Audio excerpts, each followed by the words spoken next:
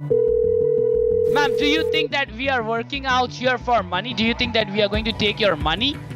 I don't know how much you bought, but just stop. You're about to be scammed right now. $3,000. And then he Right. took my $17,000 out of my account. Scams are still running rampant across the country. He's crying. Sir, everything will be okay. I'm gonna help you out. How you need to send this money? You're telling me you want me to enter my bank information?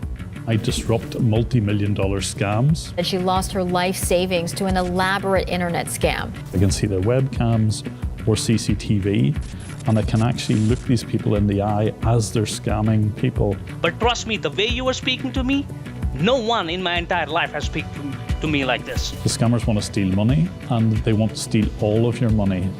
So I'm a little nervous. It's almost everything I have. I've managed to close down scam call centres. I've persuaded the police to raid them. I'm Jim Browning. I'm one of the world's best known scam baiters.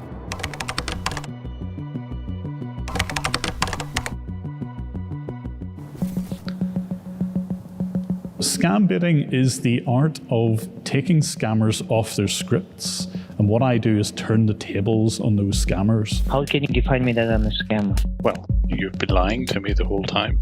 So I reverse the scam. And that is bound to rattle a few people.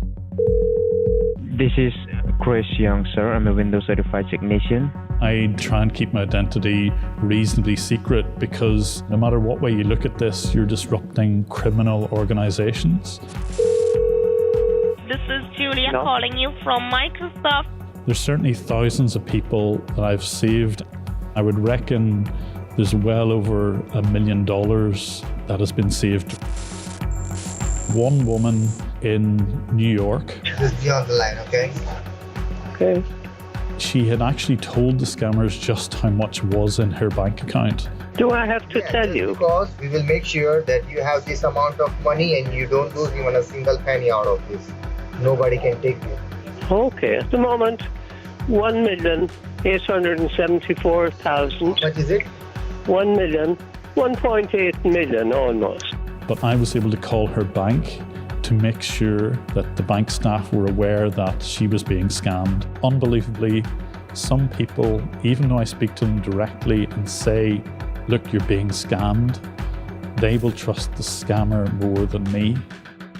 I called up one victim. I don't know what you told my bank.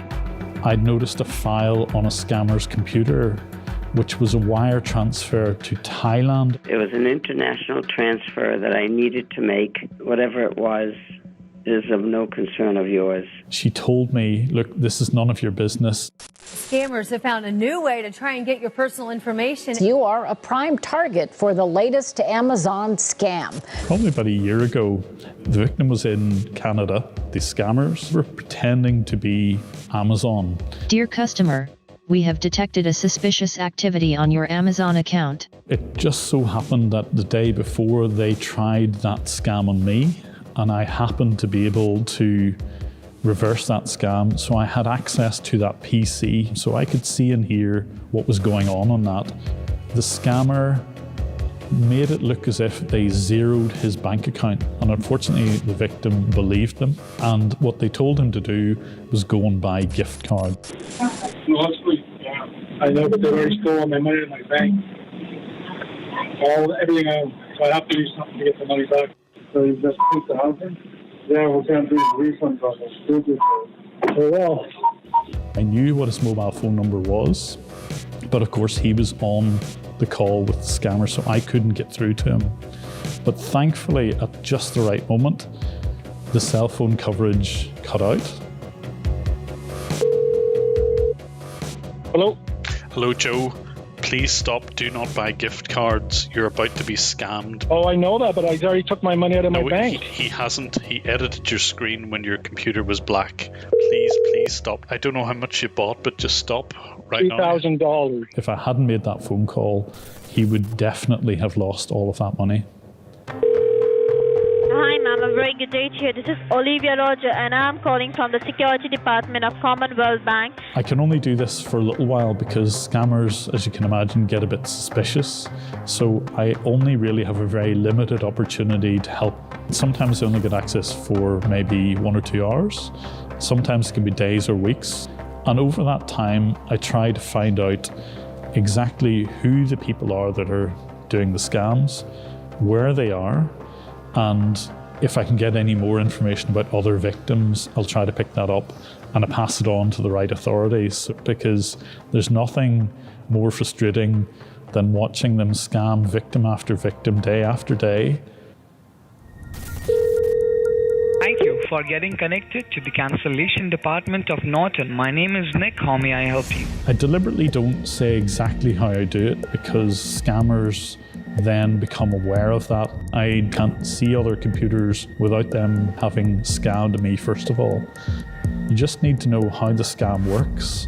And when he's hung up the phone with me, I can still listen in to calls. Hey, why are you crying, man? You're a very good man. Why are you crying? Suffer from depression. No, sir. Everything will be okay. Don't worry, okay? Yes.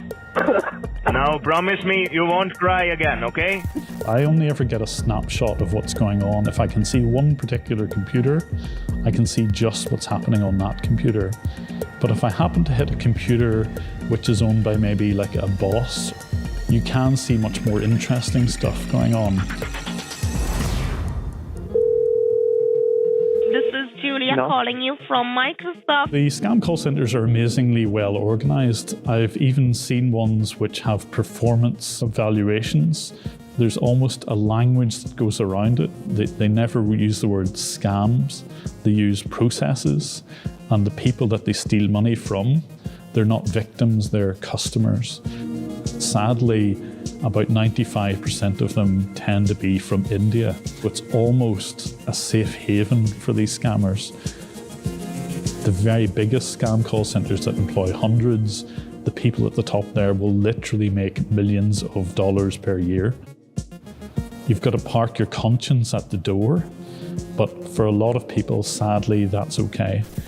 The kind of typical profile of a scammer is someone usually who's fairly young, typically fresh out of college. They deliberately target people who are looking for jobs and a way of making quick money.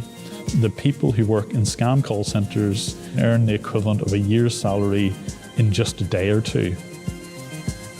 I'm monitoring an organization at the moment where the scammers are literally sleeping on the floor of the scam call center. They will typically target people in the USA. So they sleep during the Indian daytime. Nothing ceases to amaze me these days. Hello?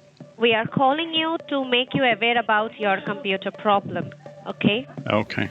There was one scam call center in Kolkata in India which happened to have CCTV, and because I could see their dialing system, I could also listen in to each of the calls.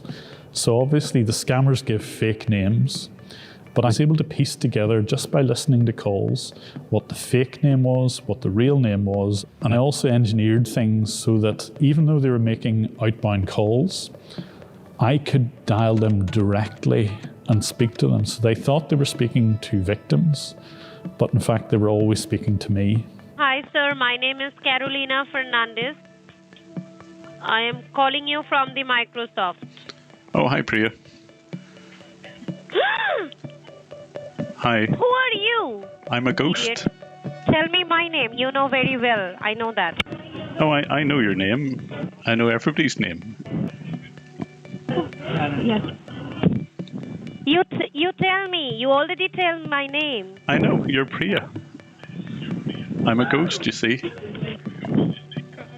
Who is beside me right now? Which side? In my left-hand side. I think that's Mimi. I had a bit of fun with that. It's not often you get an opportunity to see scammers on their own CCTV and at the same time actually do a little trick. Thank you for calling technical department. You're talking to Sam. How can I help you? Anyone can be scammed. I even fell for a scam myself last year where somebody from Google told me that I had duplicate IDs, and I do happen to have 2 IDs. I went as far as actually being convinced to delete my own channel and it took a while to recover that. So although I didn't fully lose the channel, it was annoying to me, as you can imagine, that somebody actually managed to scam me. Anyone can be scammed, the circumstances just has to be right. If you're just not on your A game, if you're feeling a little bit off, if something has just convinced you, either by coincidence or anything else, that the person on the phone may be legitimate, then anyone can fall for it.